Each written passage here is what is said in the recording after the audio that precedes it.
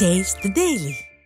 Avadi Kumar sir, AIADMK பிரம்மாண்ட கூட்டணியை நாங்கள் கட்ட போகிறோம் அப்படின்னு ஏற்கனவே உங்களுடைய பொதுச் செயலாளர் வெளிப்படையாகவே பேசியிருந்தார். அதனுடைய அடுத்த பகுதியாக இப்பொழுது பாமகவும் உங்களுடைய கூட்டணியில் இணைந்திருக்கிறாங்க. இந்த கூட்டணி அமைத்திருப்பது அதிமுக தொண்டர்களுக்கு எந்த அளவுக்கு உற்சாகமாக இருக்கு? இல்லை, அனைத்து இந்திய அண்ணா திராவிட முன்னேற்ற கழகம் தேர்தல் களத்தில் இன்றைக்கு வலிமையாக இருக்குன்னு மட்டும் இல்லை, மக்களோடு இருக்குது. இன்றைக்கி தமிழ்நாடு முழுவதும் 181 தொகுதிகளில் தேர்தல் பிரச்சார பயணத்தையே பொதுச் செயலாளர் புரட்சி தமிழர் எடப்பாடியார் முடிச்சிட்டார்.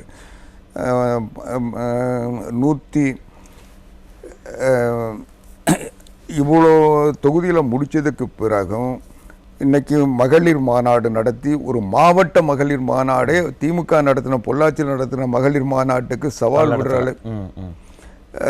விடுற அளவுக்கு ஒரு பிரம்மாண்டமான இது தனிப்பட்ட முறையில் கட்சியினுடைய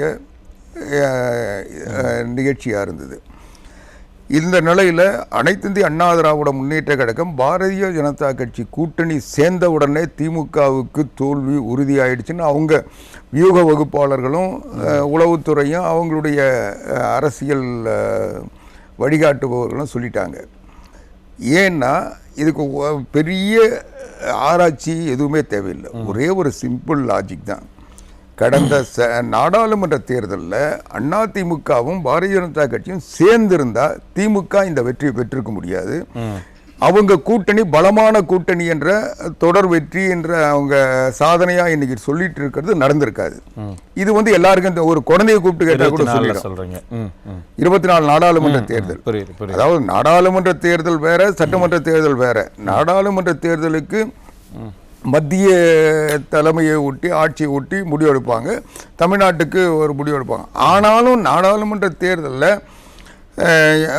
இந்த அண்ணா திராவிட முன்னேற்ற எந்த நோக்கமும் இல்லாமல் தனித்து போட்டியிட்டு 21% தனிப்பட்ட முறையில் எங்களுடைய வாக்கு வங்கியை நிரூபிச்சிருக்கோம். அதனால் இப்போ பாரதிய ஜனதா கட்சி கூட்டணி பெற்ற வாக்குகளை சேர்த்தோம்னா திமுக ஏறத்தாழ 24 இடங்களில் வெற்றி வாய்ப்பை பெற்றிருக்க முடியாதுன்னு சொல்லிட்டு அந்த புள்ளி விவரங்களே சொல்லுது. அது சட்டமன்றத்துக்கு முழுமையாக பொருந்தாதுன்றதையும் நான் ஒத்துக்கிறேன். அப்படிப்பட்ட சொல்ல இப்போ அது நாடாளுமன்றத்துக்கான தேர்தல். இப்போ நடைபெற போவது சட்டமன்றத்திற்கான தேர்தல். இந்த சட்டமன்றத்திற்கான தேர்தல் என்பது 2021 வெற்றி வாய்ப்பை இழந்த அண்ணா திராவிட முன்னேற்ற கழகத்திற்கும் இந்த 4.25 ஆண்டுகள் ஆட்சி நடத்திய ஸ்டாலினுடைய ஆட்சிக்கும் எடை போட்டு பார்க்கின்ற ஒரு அளவுகோல். இதில் 4.5 ஆண்டுகள் எடப்பாடி பழனிசாமி அவர்கள் முதலமைச்சராக இருந்தபோது அவருடைய நடவடிக்கைகள், கொண்டு வந்த திட்டங்கள், அவருடைய ஆட்சி ஆளுமை, இதையெல்லாம் ஒப்பிட்டு பார்க்குறாங்க. அதுபோல் இந்த 4.25 வருஷத்தில் ஸ்டாலினுடைய ஆட்சியினுடைய நிர்வாகம், இதில் மக்களுக்கு ஏற்பட்ட நன்மைகள், இதை ஒப்பிட்டு பார்க்க சொல்ல நீங்கள் எங்கே போனீங்கன்னாலும் இன்னைக்கு மக்கள்கிட்ட இந்த ஆட்சியால் பாதிப்புகள் தான் அதிகமாக இருக்குது. புரியுது. இல்லை, இப்போ என்னன்னா மக்கள் ஓட்டு போடும்பொழுது மக்கள் ஓட்டு போடும்பொழுது எதையெல்லாம் சீர்தூக்கி பார்த்து ஓட்டு போடுவாங்க, அந்த வகையில் நாங்கள் முன்ன இருக்கிறோம்னு சொல்றீங்க. ஆனால் ஒரு தேர்தல் அரசியல் அப்படின்னு வரும்பொழுது அங்கே கணக்குகள், நம்பர்ஸ் தான் பேசும். அந்த நம்பர்ஸை நம்ம ஸ்ட்ராங் பண்ணணும், ஸ்ட்ரென்தன் பண்ணணுங்கிறதுக்காக கூட்டணிங்கிறது மிக முக்கியமான ஒரு அம்சம் தான்.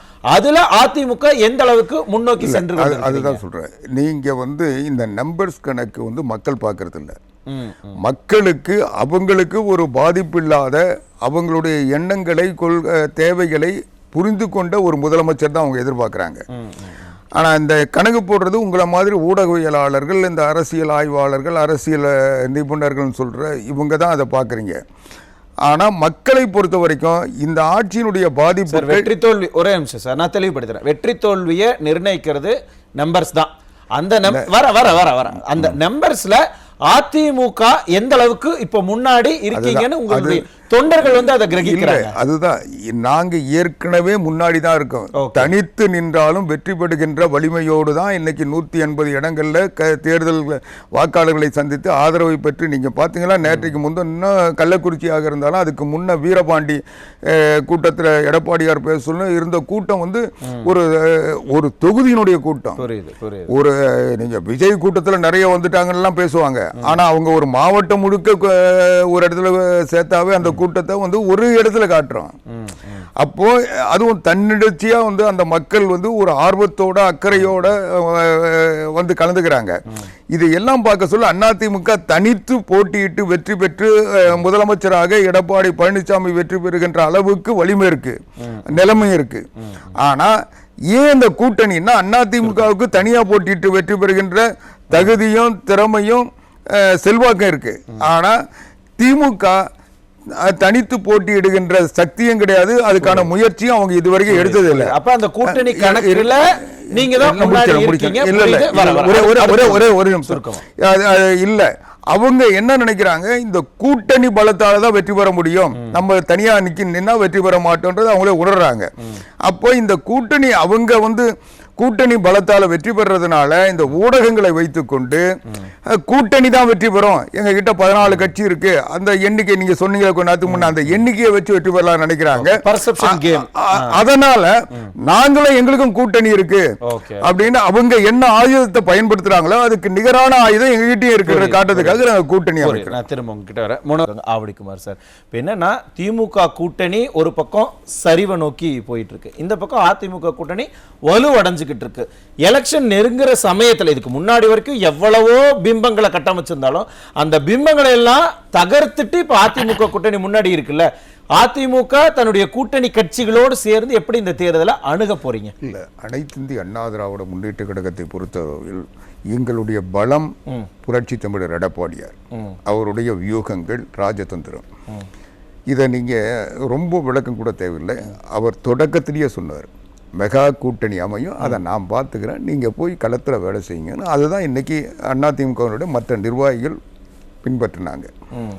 அவர் ஒவ்வொரு நிலையிலும் இதே வார்த்தைகளை மறைந்த புரட்சி தலைவர் அவர்களும் இதே தான் சொன்னாங்க, கூட்டணியை நான் பார்த்துக் கொள்கிறேன், அதுதான் தலைமையினுடைய ஆளுமையாகவும் தகுதியாகவும் நாங்க பார்க்கிறோம். இதுக்கு அடுத்து அவர் என்ன பண்ணாரு, பாரதிய ஜனதா கட்சி அதிமுக தனித்தனியா போட்டியிட்டதனால கடந்த நாடாளுமன்ற தேர்தல் அந்த கூட்டணி பலமான கூட்டணியான ஒரு தோற்றம் இருந்தது. அதை முறியடிக்கணும் முதல்ல பாரதிய ஜனதா கட்சியோட கூட்டணி சேர்ந்தாரு. சேர்ந்தப்போ அடுத்து இந்த பயணத்தை தொடங்க சொல்ல இப்போ ஒவ்வொரு கட்சியா பேச்சுவார்த்தை நடத்தி முடிவு பண்ணி வச்சிருக்காரு. இப்போ இன்னைக்கு கூட பாட்டாளி மக்கள் கட்சியோட கூட்டணின்னு சொல்லியிருக்கோம். அதுல ஒரு பகுதியாக முதல் தொடக்கமாக டாக்டர் அன்புமணி ராமதாஸ் அவர்களை அழைத்து பேசி ஒப்பந்தம் பண்ணி அதுல அவர் மிக தெளிவா சொல்றாரு, டாக்டர் அன்புமணி ராமதாஸும் சொல்றாரு, புரட்சி தமிழர் எடப்பாடியாரும் சொல்றாரு. என்ன சொல்றாங்கன்னா, எத்தனை சீட் என்பதை முடிவு செய்து விட்டோம், அதை நாங்கள் இப்போ சொல்லல, அது உறுதியாகிவிட்டது. ஆக எந்த நிலையிலும் எங்களுக்குள்ள எந்த சிக்கலும் யாரும் ஏற்படுத்த முடியாது, இது முடிவாகி போன ஒண்ணு. அடுத்து மற்ற கட்சிகள் அதுக்கு என்னவோ அதை செய்வோம்னு சொல்றாரு. இதுதான் வந்து கட்சியினுடைய ஆளுமை தன்மையா நம்ம பார்க்கணும். இன்னைக்கு இவங்க சொல்றாங்க, ஒரு உதாரணம், இந்த அரசாங்கம் எவ்வளவு மோசமான அரசாங்கன்றதுக்கு ஒரே ஒரு செய்தி சொல்றேன். 12-13 நாளா இடைநிலை ஆசிரியர்கள் போராட்டம் நடத்திட்டு இருக்காங்க.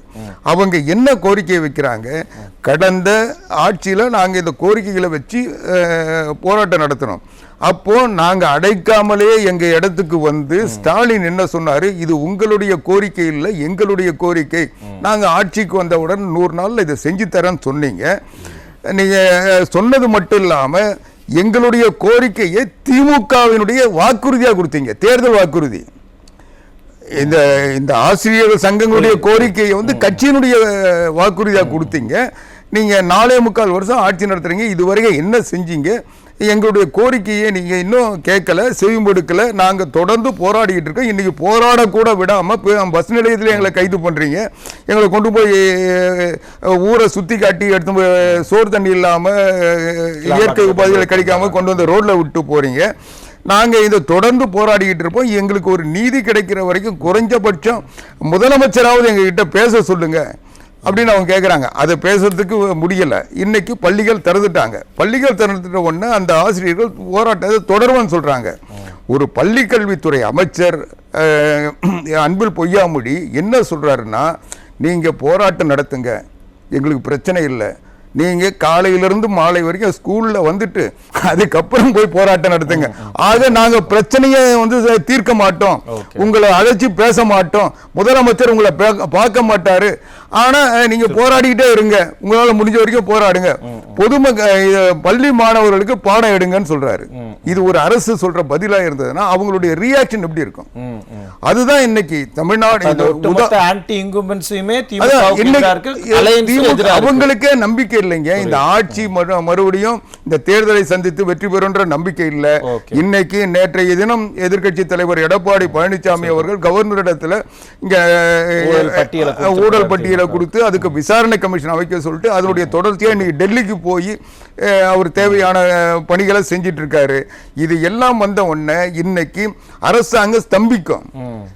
என்னன்னா இந்த ஊழல்ல சம்பந்தப்பட்டது ஸ்டாலின் சொல்லி உதயநிதி சொல்லி இதை செஞ்சிருந்தா கூட, நேரு சொல்லி செஞ்சிருந்தா கூட, இதில் நேரடியாக பாதிக்கப்பட போறது இந்த விசாரணை கமிஷன்ல போய் ஃபைல தூக்கிட்டு நிக்க போறது அதிகாரிகள்.